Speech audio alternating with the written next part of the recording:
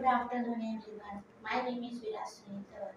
Today I am solving trigonometry problems. I learning in 9th standard. Uh, I live in Manila.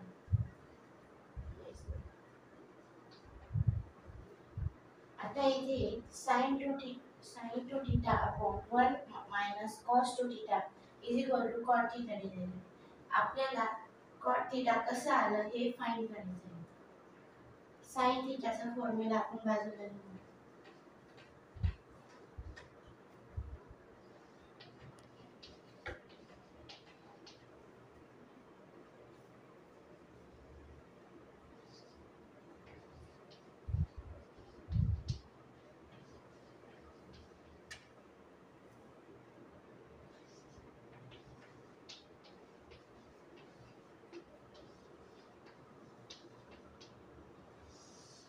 नंतर आपण 1 minus cos to theta चा formula लिहू.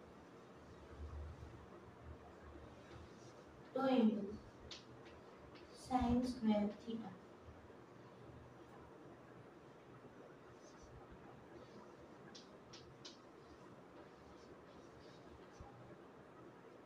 आता ही झाली first step मध्ये आपण पाहिलं sin to theta चा formula 2 into sin theta into cos theta. नंतर आपण 1 minus cos to theta upon 2 into sin square theta. त्यानंतर आपण 2 into sin theta upon 2 into sin square theta. यामध्ये इतकाच फरक आहे ते 2 into sin theta आहे इथे 2 into sin square theta आहे. मग आपण 2 ला आणि स्क्वेअर ला आणि sin ला कट करणार आहोत. आपल्याकडे उरलं cos theta upon sin theta.